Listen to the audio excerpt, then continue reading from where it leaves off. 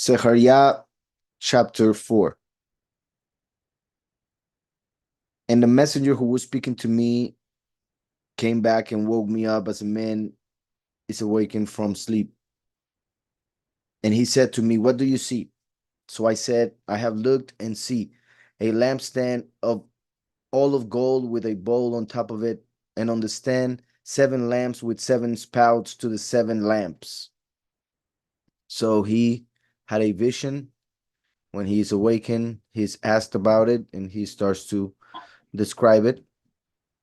So he said to me, "What do you see?" So I said, "I have looked and see a lampstand, all of gold with a bowl on top of it, and on the stand 7 lamps with 7 spouts to the 7 lamps. And 2 olive trees are by it, one at the right of the bowl and the other at its left." Then I responded and spoke to the messenger who was speaking to me, saying, "What are these, my master, my sovereign?" And the messenger who was speaking to me answered and said to me, "Do you not know what these are?" And I said, "No, my sovereign." And he answered and said to me, "This is the word of Yahweh to Zerubbabel."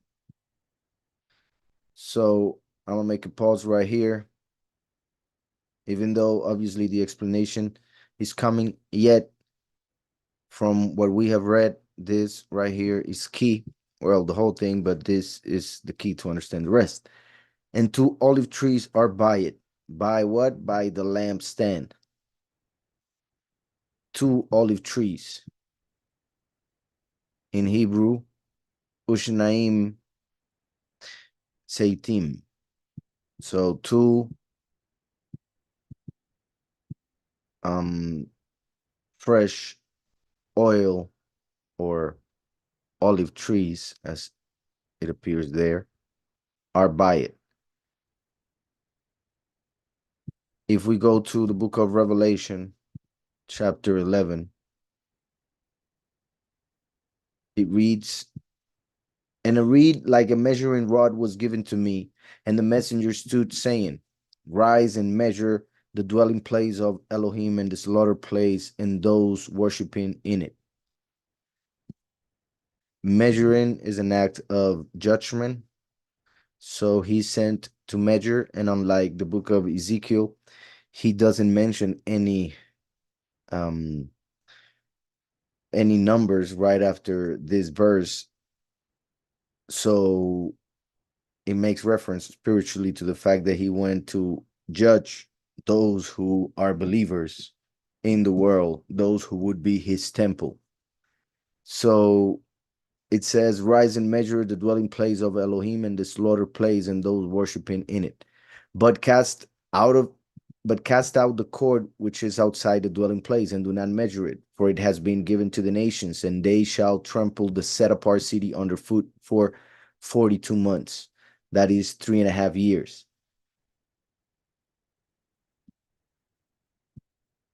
And I shall give unto my 2 witnesses, and they shall prophesy 1,260 days, clad in sackcloth. 1,260 days, that is 3.5 years again. However, it's interesting that 42 months is the same amount of months mentioned in Daniel and here to refer to the time of the ruling of the first beast, the world leader, the little horn of the book of Daniel, 42 months. So this connects to that time. They will trample the set apart city underfoot for the time in which the beast will reign because of the beast. On the other hand, 1,260 days, that has to do with the 3.5 years of the testimony of these 2 witnesses, but also connects with the time mentioned of the congregation in the set apart place in Revelation 12. Not that it is the same time frame. I'm just saying the way that 3.5 years is being said here in 2 different ways. Each is connected to another thing, like in this case, 42 months to the beast. 1,260 days to the true congregation. So the two witnesses come for the congregation.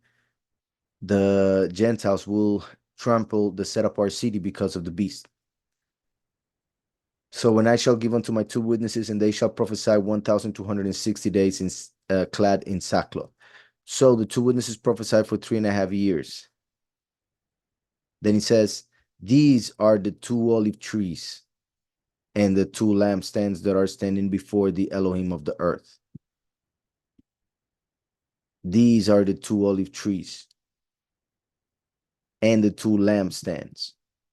The fact that he mentions two lampstands, as I mentioned in the book, Declaring the End from the Beginning, and as one can see in Revelation 3, 2 and 3, the congregation of Smyrna and the congregation of Philadelphia represent the two witnesses, or are connected directly to the two witnesses, as if they were the leaders of each of these two. So they are those two lampstands.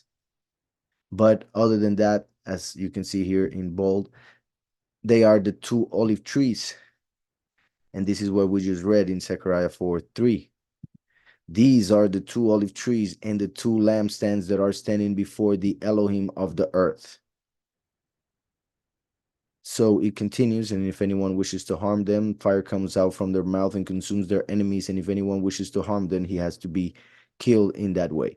And it continues, but we have seen the chapter about the two witnesses. If you guys have any questions or want me to read more, go ahead. But going back to ZecharYah, it says, I'll go all the way to the beginning. And the messenger who was speaking to me came back and woke me up as a man is awakened from sleep. And he said to me, what do you see? So I said, I have looked and see a lampstand all of gold. Gold represents the kingdom. The lampstand, obviously, where you put the light. Yahushua HaMashiach is the light. The congregation would be the lampstand that has Mashiach. All of gold kingdom with a bowl on top of it, and on the stand 7 lamps with 7 spouts to the 7 lamps.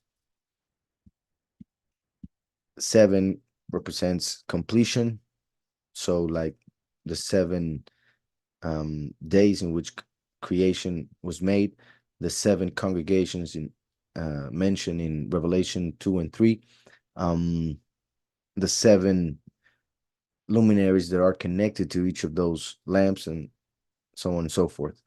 And 2 olive trees are by it, one at the right of the bowl and the other at its left. Which, once again, there's another connection. Yeah, I'll just read Mark shorter. Verse. Okay, so I'll just read from number 2. So now after 6 days, Yahushua took Jacob, Keph, Jacob, and Yahuhanan, and led them up on a high mountain apart by themselves, and he was transfigured before them. This moment and the immersion were also important signs and prophetical in many ways. The immersion was connected directly to the first manifestation and what he came to do as the water of life and giving us his spirit, etc. While the transfiguration has to do with the end of times, when the chosen few will be transformed during Shemini Atzeret, which is believed was the day in which he did this, and also connected to the two witnesses that will manifest at the end. So it says, his clothes became shining exceedingly white like snow, such as no launderer on earth can whiten them. And Eliyahu appeared to them with Moshe. And Eliyahu appeared to them with Moshe, and they were talking with Yahushua.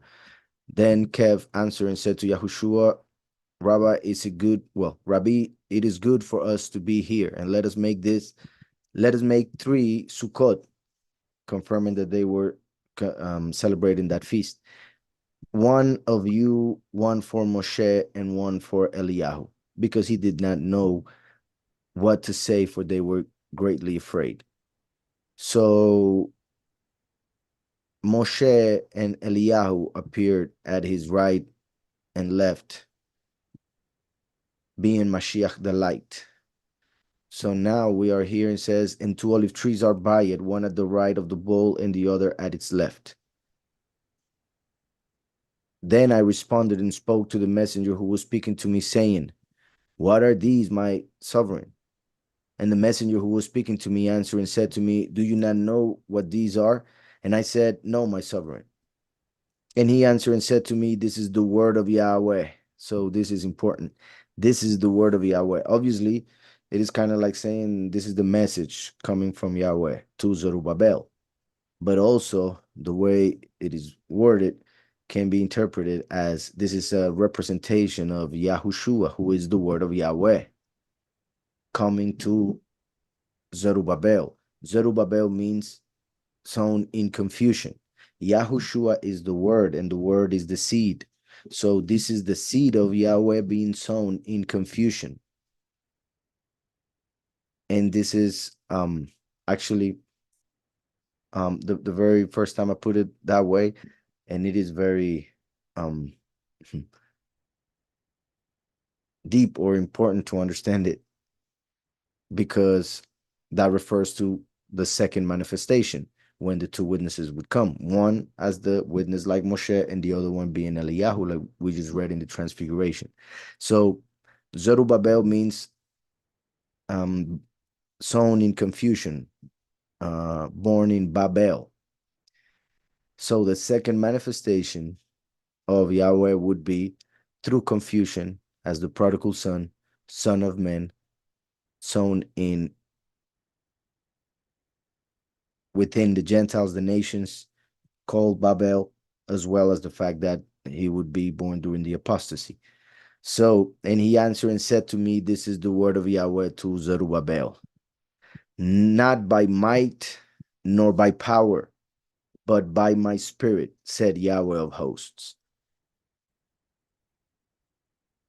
Who are you, great mountain?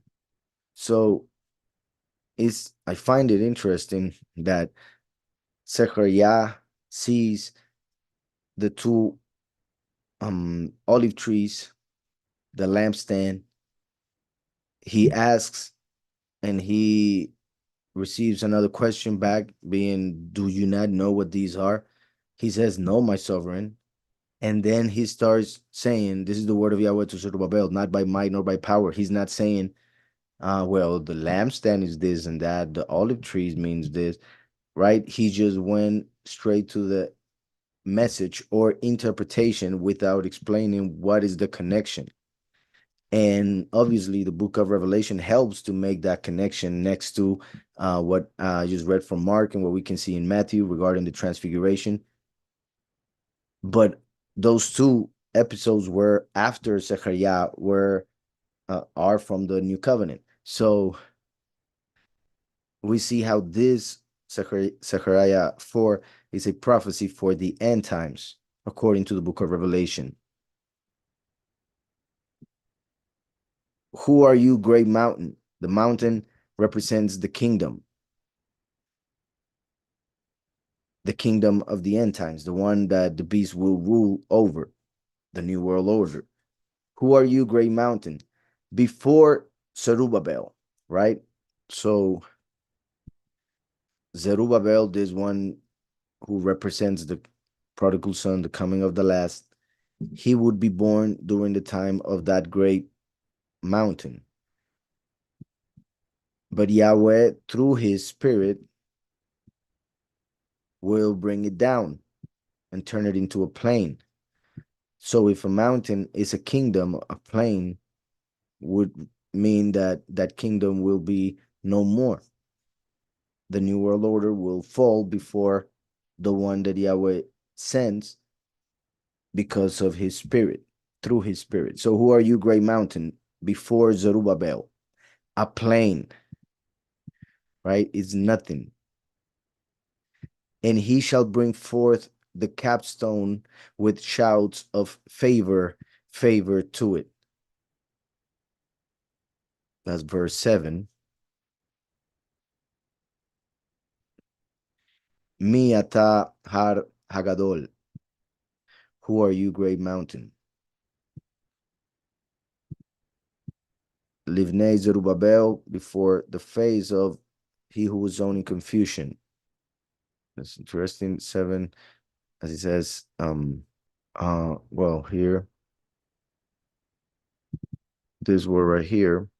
Okay, let's go to the concordance. A plane right here, Mishor, level place, uprightness. So it shows how that crooked kingdom of the beast will become nothing when Yahweh will make everything right, upright. And you see the reason why it means that is because you see Mishor comes from Yashar. You see the root right there. And I found it interesting because of a couple things. So in the translator, I'm gonna write Mishor, which is a plane. If I separate this word right here, me, shore, well, it's saying ox water because this is water, but there's a law that when a mem, when I'm trying to say that this belongs to this, then the mem needs to be taken out, and that's how it would end up being. So that would be may shore, the water of the ox. Yahushua is the water of life, and Yahushua is also the me. Remember that me actually means who, right? And the who represents that question, who represents Yahushua, who shows who the Father is. The second manifestation is represented by the question ma, which means what. On the other hand, Yahushua is the lamb. The last comes as an ox because he comes as a descendant from Ephraim, from Joseph, who in Deuteronomy and other parts of scriptures is represented by an ox. So I find it very interesting that the word there, when he's talking about the kingdom and he says, what are you before Zerubbabel? A plain is Mishor. But when we separate it, is the water of the ox, which is Mashiach, the water that feeds, well, or helps the ox to fulfill his mission, but also who is the ox, right? Me, sure. Who's the ox? And in that sense, the question would be answered in the same verse because that ox is being represented by Zerubbabel. So before the face of Zerubbabel, for a plane. In this case, you see there's a letter lamet, and you can see how when I added that, turned it into a question as if it was what I was saying, me in who. If we have it here, to straighten, right? Because here, right here, we have Yashar. So, and also another thing, if I take this Yud and put it in the middle of the Shin and the Reish, we have a song. So this goes along with what we see right here. He will come out et haibeno. He will take out the stone, harosha, the headstone, right? Yahushua is the cornerstone. We could say he's the head of the congregation, so we can also call him the headstone, right? But also this term refers to the last stone being put in the building. So the cornerstone would be the first, Yahushua being the foundation, and the headstone being the last, as um, the um, the pyramid, right? You know how they put Lucifer at the top of it. They are putting Lucifer, the Illuminati is putting Lucifer in their symbol, $1 bill, as the headstone. So here we see Zerubbabel being connected to that headstone. But I repeat, Yahushua as the head of the congregation and the cornerstone is the ministry or the testimony that Zerubbabel, as the witness, like Moshe, brings. Just like Moshe was born in Egypt, Zerubbabel was born in Babel. So the headstone, and it says, with shouts of, right here, with shouts. And we just saw the connection here to a song, with shouts of chen chen la, favor, favor to it, to the stone. This is well, the numerical value 58. This word backwards. Let me bring it here.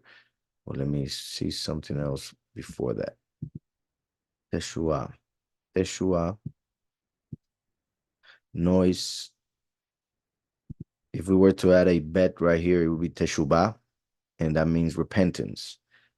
And that is part of what needs to be preached as well, to accept the stone, the cornerstone, favor to her, because it is through that favor that we receive forgiveness of sins as we repent.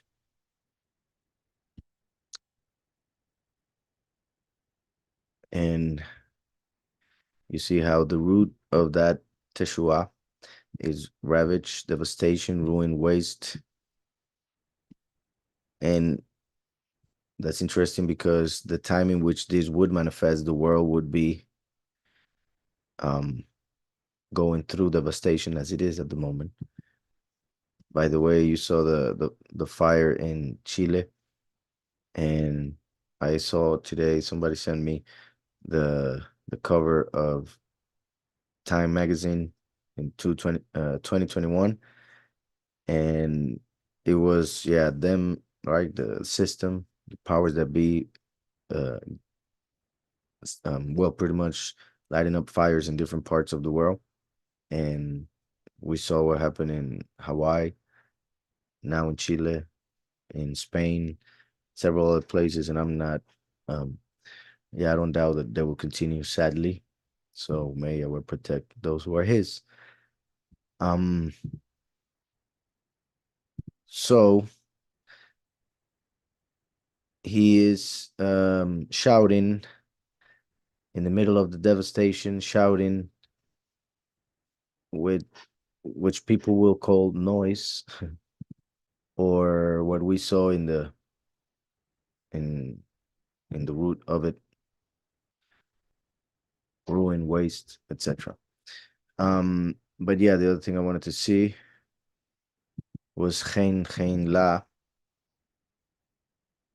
which is favor, which they translate as grace. Chen, then it repeats chen chen la, and here would be to her, being her the stone, because there's masculine and feminine words in Hebrew. But the only thing I wanted to show here is, well, how chen appears twice, just like there will be 2,000 years after Mashiach, who brought the favor, which is chen. And he said that the coming of the Son of Man, who would be the second coming, would be like the days of Noach, or in that case, a second Noach. And we have here two times the same word, that if we were to turn around and put this letter, which is the letter Nun, in the beginning, then we would have Noach. Now, I know that it doesn't seem to be the same word, same letter, but remember that the letter Nun right here, when it appears at the end of a word, it is written differently, and in this case, this is the one used. So going back to ZecharYah, Chen La. So who are you, great mountain, before Zerubbabel? A plain, and he shall bring forth the capstone with shouts of favor, favor to it. And the word of Yahweh came to me, saying, the hands of Zerubbabel have laid the foundation of this house, and his hands shall complete it. And you shall know that Yahweh of hosts has sent me to you. So we know that everything that Yahweh says is true and will be fulfilled, no matter how hard or weird it may appear to humanity. And Yahweh is saying he will start it and he will finish it. So that's beautiful to know. That's wonderful to know. The hands of Zerubbabel, he who was born in confusion, even though he's born in that confusion, in the apostasy within the Gentiles, during the exile, etc. The hands of Zerubbabel have laid the foundation of this house. So it starts with Mashiach, the true doctrine, and then each person that is chosen by the Most High to be sealed with the name of the Father and the Son, as we see in Revelation 7 and Revelation 14. They are a stone placed to eventually build the entire temple. And you shall know, so have laid the foundation of this house, and his hands shall complete it. And you shall know that Yahweh of hosts has sent me to you. For who has despised the day of small beginnings? They shall rejoice when they see the plumb line in the land of Zerubbabel. These seven are the eyes of Yahweh, which diligently search throughout all the earth. That is interesting for several reasons. And Zerubbabel has been coming up a lot, as well as these seven eyes. And we just read about that in the Spanish study while we were reading the book. So, a couple things here. For who has despised the day of small beginnings? For instance, that in their time, remember the prophecies have a fulfillment in the time of the prophet. In the end times, you will have the last and complete fulfillment. And in the middle of these two, there's another fulfillment, because we need two witnesses, at least two or three, for something to be confirmed as truth according to the law, the Torah. So there was a fulfillment in the time of the prophets. Basically, when they started to build the temple, it took a while to be able to really get it done, since there was a lot of people against the building of Jerusalem, against the building of the wall, as we see in the book of Nehemiah and Ezra. So those were small beginnings. Now, in a broader context, before Mashiach, well, yeah, in a broader context, pretty much, before Mashiach, the law was given but was not understood. So there were small beginnings, because even though the revelation was given, it was as they were blind, because the Spirit had not been given, and we walk by faith, not by sight. So their sight was mainly physical. So every interpretation of the Torah was according to the flesh, according to the letter, and the letter kills, but the Spirit gives life. So when Yahushua brought the Spirit, it gave us the true insight of the Torah in order to understand the commandments in the correct way, even more so with his deeds and his words throughout the good news. So that's another way in which this can be understood. But the one at the end of times, as I was saying, the fulfillment, the last fulfillment would be when, as I said, the last comes as a prodigal son, as Zerubbabel, born in confusion during the apostasy, as in the exile. So all of those things are obstacles, pretty much, that the enemy placed before him, so that when he would come, according to his plan, he would get lost in this reality as he's trying to get everyone lost as well with him. So Yahweh is saying, and that's why he's promising, he will start it, he will finish it. And for who has despised the day of small beginnings? The the way that, how can I put it, the true congregation will come out from the apostasy is being represented here by these words, because small beginnings is pretty much what we had coming from falsehood. There was nothing there, and then coming out of that to purifying ourselves, our minds, and that's some work and some years of experience and study, and purifying your thoughts, your words, your mind, everything. So it is like when you plant a seed and you don't see anything come out for a while. Those are small beginnings. And you're waiting and you're waiting, and then something comes out, but it's something very small, and it takes time for it to grow to the point where it will give fruit, for instance. So um the congregation, the chosen few, the true doctrine given by the two witnesses, all of that would start like that, with small beginnings, but eventually it will be uh, big when the temple is built. Another way of interpreting this, and the last one I'm going to mention, is like this reality in contrast to the last, or the eternal reality, the new world, the new heavens and the new earth. This world was a world of small beginnings, is small in comparison to the eternal world we're going to um, experience very soon. This world not only is small in space compared to the future one, but is small in every aspect you can think of. Small in time, small in importance. Only, obviously, it has a lot of importance, the fact that we needed to come through this reality in order to enter the eternal one. But I'm saying in importance because of the fact that there is wickedness, there is injustice, and all of those things make it poor, a poor reality, right? So those who despised this world, this reality, because of those things, will be happy and glad when they see the witness getting ready to build the temple.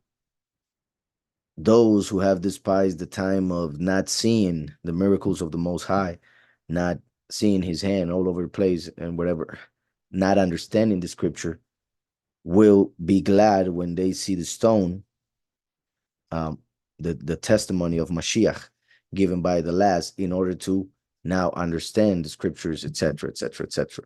So, for who has despised the day of small beginnings? They shall rejoice when they see the plumb line in the hand of Zerubbabel, right? When he's ready to judge, when he's ready to measure in order to build the temple with the cornerstone, the headstone. So they shall rejoice when they see the plumb line in the land of Zerubbabel. These seven are the eyes of Yahweh. These seven, that connects to the seven congregations, the seven angels over the seven congregations. But also, if we go to Micah chapter 5, Yahushua said he is the door and the good shepherd, first and last. Here we read about the two. Now you are rated, O daughter of raiders, as a siege has been laid against us. They strike the judge of Israel with a rod on the cheek. But you, Beit Lechem Ephrata, Beit Lechem, which is where Mashiach was born, you who are little among the clans of Yahudah, out of you shall come forth to me the one to become ruler in Israel, and his coming forth are of old, from everlasting. Right? Because Mashiach was born in Bethlehem. Therefore, he shall give them up until the time, well, this translation is kind of not the best in that verse, but that's not the point I was trying to make anyway. So let me just find the Hebrew real quick here. Would be verse 2. Yeah, so certainly he will give them away or give them up, right, to the nations, the exile, until the time when she will give birth. So that refers to Yahushua after coming and being killed, right? Because he mentioned they strike the judge of Israel with a rod on the cheek. That's referring to him coming and being rejected by his people and killed. He would give them up until he would come back again, but this time being born in the physical through another woman. That would be the second manifestation, the last, the witness like Moshe. But in the spiritual, what we see in Revelation 12, through the congregation, until the time that she who is in labor has given birth, and the remnant, the chosen few, of his brothers return to the children of Israel. And he shall stand and shepherd, the good shepherd, that's the last. Yahushua said, I am the door and the good shepherd, first and last. So when he shall stand and shepherd in the strength of Yahweh, in the excellency of the name of Yahweh his Elohim, and they shall dwell, for at that time he shall be great to the ends of the earth. And this shall be peace. Yahushua said, I did not come to bring peace. I came to bring division and a sword, right? The last comes to bring peace, as we see in the book of Jeremiah as well. When Ashur is Assyria, and it represents the kingdom of the beast, meaning the mountain that was being referred to here when he mentioned, who are you, great mountain? It's representing the same kingdom. When Ashur comes into our land, and when he treads in our palaces, treads he, as in the beast, and treads in our palaces, as we saw in Revelation 11, and they will tread on their foot for 42 months, right? The set apart city, Revelation 11. We shall raise against them 7 shepherds. 7 shepherds. So those 7 shepherds, like this 7 eyes of Yahweh, 8 leaders of men. One of the interpretations is that the 8th is Eliyahu, who will have to die next to the last. Therefore, he is not counted with the 7 shepherds who would be part of the 144,000 and won't have to die. Just like Mashiach came with 12 because he came for the 12 tribes. The last comes with 7, well, 144,000, but 7 close ones because of the 7 continents, the 7 representing completion, the 7 because he's going to enter the Shabbat, the 7th millennium, 7th day. So these 7 are the eyes of Yahweh, which diligently search throughout all the earth. They are ruchot, or spirits. They are also angels. They are also men. And I'm not saying that the 3 are the same. I'm just saying it refers to different entities depending on the level of interpretation. And in fact, another one I was going to mention, the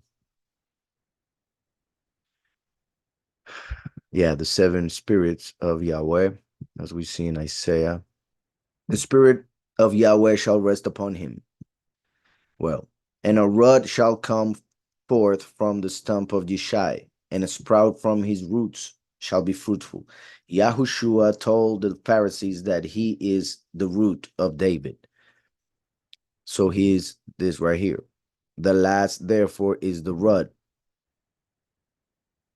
a sprout.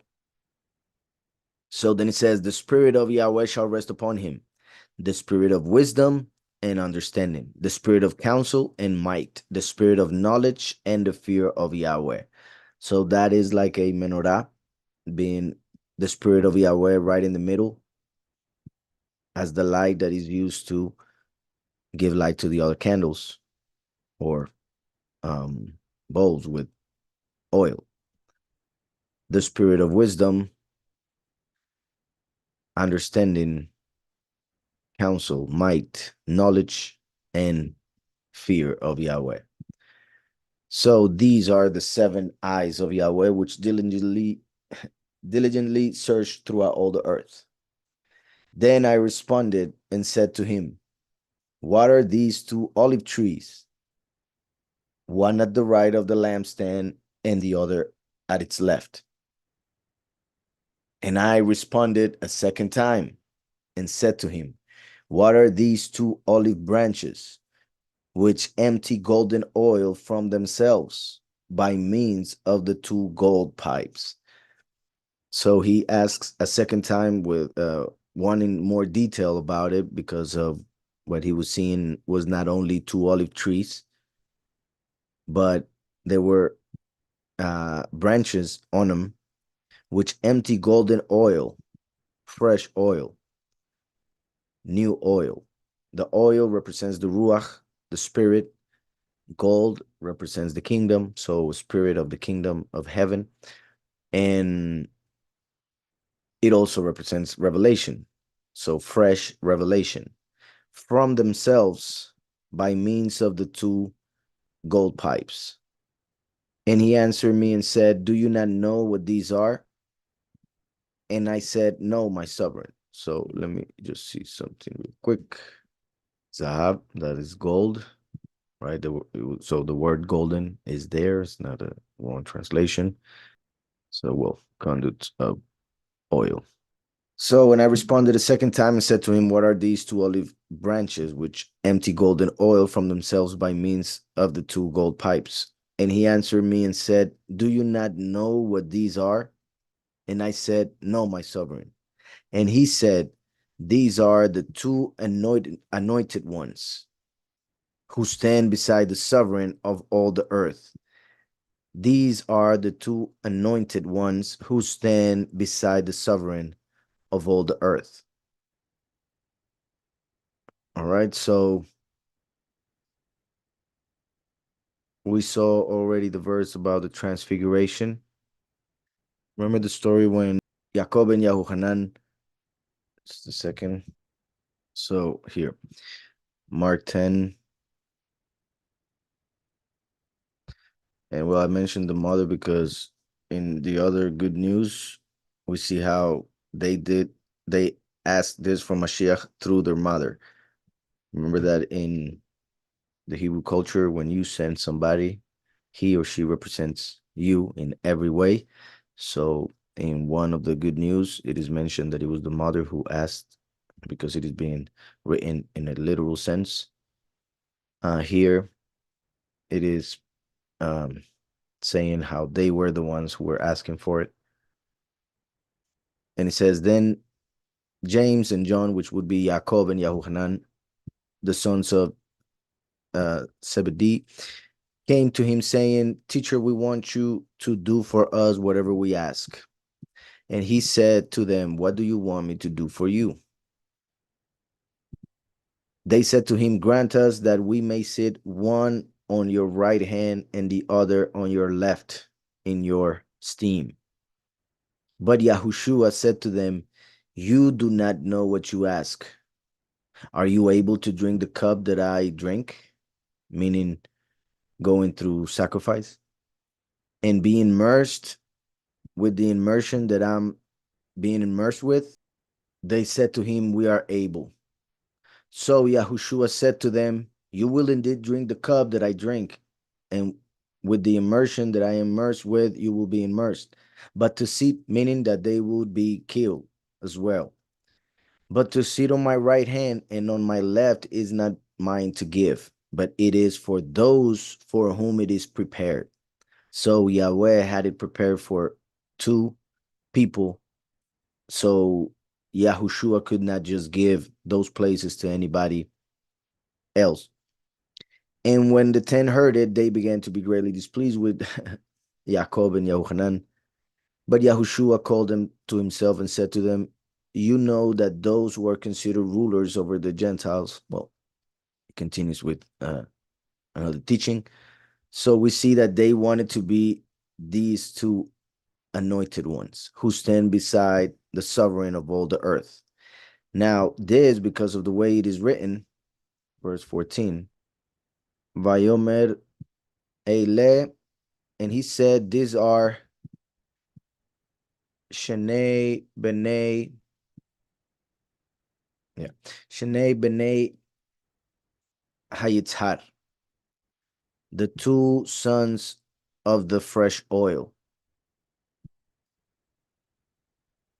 that stand before the Adon of all the earth.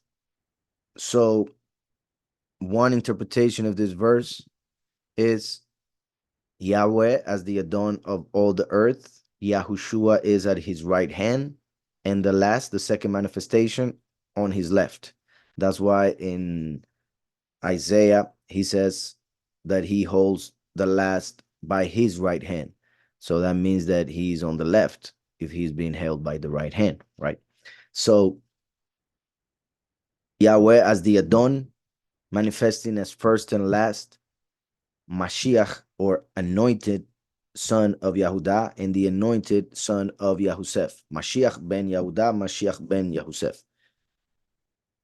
But on a lower level, being Mashiach, who received all authority and who is Adon of all the earth, Mashiach in the middle, at the right, Moshe, like we just saw during the transfiguration, and on the left, Eliyahu, receiving the oil, the spirit, to fulfill the mission of Revelation 11.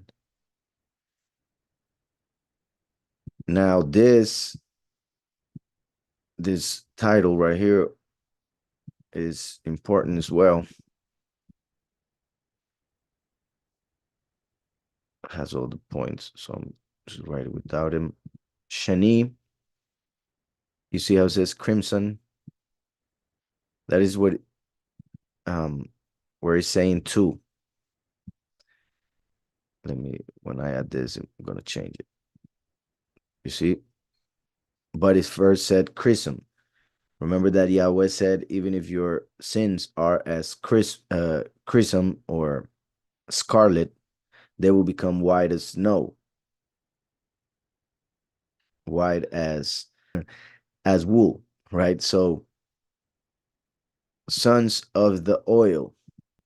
So the last comes as the second. A lot of it is from this word. The last comes as the second, right there, represented by the shin, which is fire, the consuming fire. The nun, for the last, is a descendant of Nun, son of Ephraim, son of Yahusef, comes as a fallen one, as a prodigal son, that is represented also by the letter Nun, and as the heir to the kingdom, also represented by the letter Nun, just like the shin represents fire, like I just said, and change. And then the Yud, the hand of Yahweh.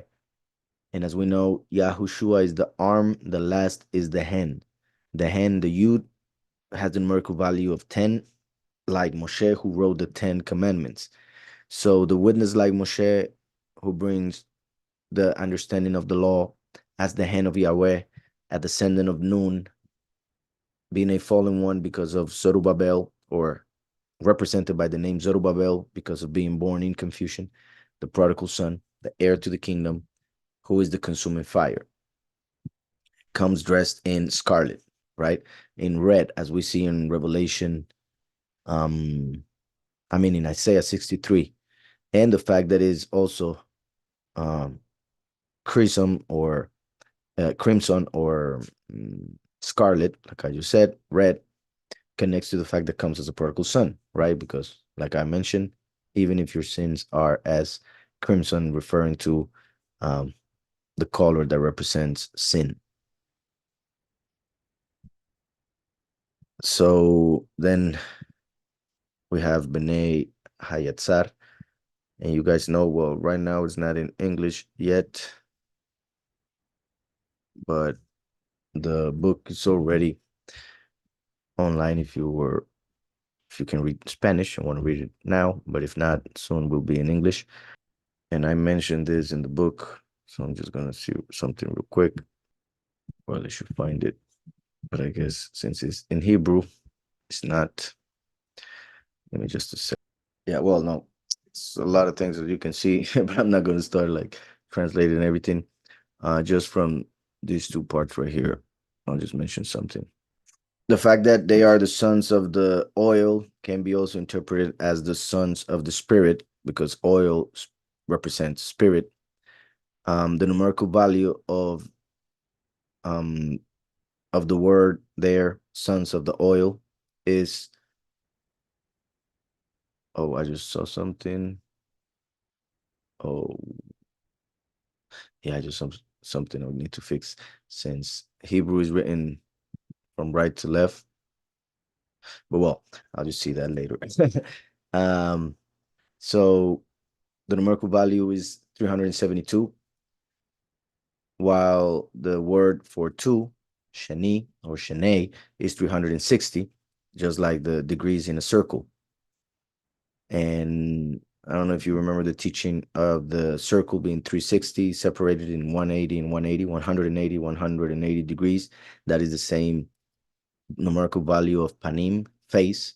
So the 360 represent the two faces, meaning first and last, of Yahweh. And we see it in the same word, shani, which is two. So then it says, well, I actually mentioned it there. And yeah, the last point, the entire word shani, shanei b'nei hayatzar, that title, the two sons of the oil, has the same numerical value as this verse right here, Proverbs 27:19. And as in water, face reflects face, and you see panim reflects panim, 180, that's 360. So a man's heart reveals the man. Yahushua, as we know, is the water of life, the truth. So we should reflect ourselves on him, and whatever we see wrong, we should change it according to the image of Mashiach, because we need to bring all thoughts to the obedience of Mashiach. So as in water, face reflects face, so a man's heart reveals the man. And well, what I mentioned here is how, well, because of the way it's being worded is a little bit different, but the Torah is as water, and one reflects oneself on the Torah when one reads it.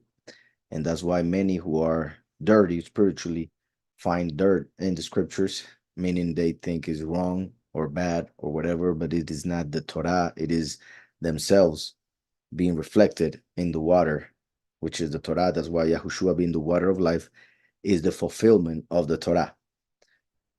So we could see here, as in the Torah, the face of the first reflects the face of the last. So a man's heart, that of the last, reveals the man, which is Yahushua. The last, who has a heart according to the heart of Yahweh, just like David, the king, reveals or gives testimony of Yahushua, the last Adam. And there are other things I say in the book about it. I'm just going to leave it there. And that's how that chapter ends.